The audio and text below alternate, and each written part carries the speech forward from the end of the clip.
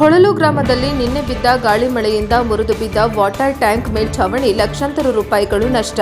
ಮಂಡ್ಯ ತಾಲೂಕು ಹೊಳಲು ಗ್ರಾಮದಲ್ಲಿ ನಿನ್ನೆ ರಾತ್ರಿ ಬಿದ್ದ ಭಾರೀ ಗಾಳಿ ಮಳೆಗೆ ಹೊಳಲು ಗ್ರಾಮದ ಪುಷ್ಪ ಬಸವರಾಜ್ ರವರ ವಾಸವಿದ್ದ ಮನೆಯ ಮೇಲ್ಛಾವಣಿ ಮುರಿದು ಬಿದ್ದಿದ್ದು ವಾಟರ್ ಟ್ಯಾಂಕ್ ಮನೆ ಒಳಗೆ ಬಿದ್ದ ಪರಿಣಾಮ ಮನೆಯ ಒಳಗೆ ಇರುವ ವಸ್ತುಗಳಾದ ಟಿವಿ ಉಪಕರಣಗಳು ಮಂಚ ಹಾಳಾಗಿದೆ.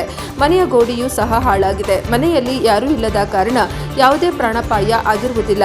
ವಿಷಯ ತಿಳಿದ ಗ್ರಾಮ ಆಡಳಿತಾಧಿಕಾರಿಯಾದ ಸಿ ಗುಣಶೇಖರ್ ಅವರು ಭೇಟಿ ನೀಡಿ ಪರಿಶೀಲಿಸಿ ಮನೆಯವರನ್ನ ವಿಚಾರಿಸಿ ನಂತರ ಸಂಬಂಧಪಟ್ಟ ಅಧಿಕಾರಿಗಳಿಗೆ ಪರಿಹಾರ ನೀಡುವ ಬಗ್ಗೆ ತಿಳಿಸಿದರು ಹಾಗೂ ಸರ್ಕಾರದಿಂದ ಬರುವ ಸವಲತ್ತುಗಳನ್ನು ಕೊಡಿಸುವುದಾಗಿ ಭರವಸೆ ನೀಡಿದರು. ಸುಮಾರು 2 ರಿಂದ 3 ಲಕ್ಷ ರುಗಳ ಹಾನಿಯಾಗಿದೆ ಎಂದು ಅಂದಾಜಿಸಲಾಗಿದೆ. ಇದೇ ಸಂದರ್ಭದಲ್ಲಿ ಗ್ರಾಮ ಪಂಚಾಯತ್ ಉಪಾಧ್ಯಕ್ಷರಾದ ಜಯಪ್ರಕಾಶ್ ನಾರಾಯಣ್ ಸಹ ಭೇಟಿ ನೀಡಿ ಮನೆಯನ್ನು ನಿರ್ಮಿಸಲು ಸರ್ಕಾರದಿಂದ ಬರುವ ವಿಶೇಷ ಸೌಲಭ್ಯಗಳನ್ನು ಕೊಡಿಸುವುದಾಗಿ ಭರವಸೆ ನೀಡಿದರು.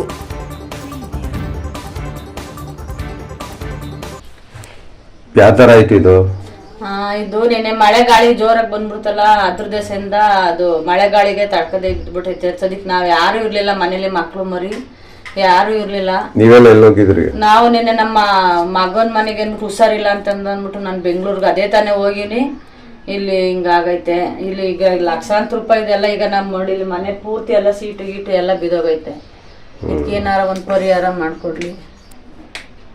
ಎಮ್ಮೆಲ್ಯೆ ಸಾಹೇಬ್ರಿಗೆ ಹೇಳಿದ್ರ? ಇಲ್ಲ, ಏನು ಇವಾಗ ಹೇಳ್ಬೇಕು. ನಮ್ಗೂ ಗೊತ್ತಾಗ್ಲಿಲ್ಲ ಮಳೆ ಗಾಳಿಲಿ ಎಲ್ಲಿ ನಾವು ನಿಂತ್ಕಕ್ಕೆ ಆಗ್ಲಿಲ್ವಲ್ಲ. ಸದ್ಯ ಯಾರು ಇರ್ಲಿಲ್ಲ. ನಾವು ಮಕ್ಳು ಮರಿ ಎಲ್ಲ ತುಂಬಿರ್ತಿದ್ವು. ನಾವು ಮಕ್ಳು ಇರ್ಲಿಲ್ಲ. ಜಸ್ಟ್ ಅದೇ ತಾನೇ ನಾನು ಹೋಗಿನಿ, ಅದಂಗ ಆಗೈತೆ.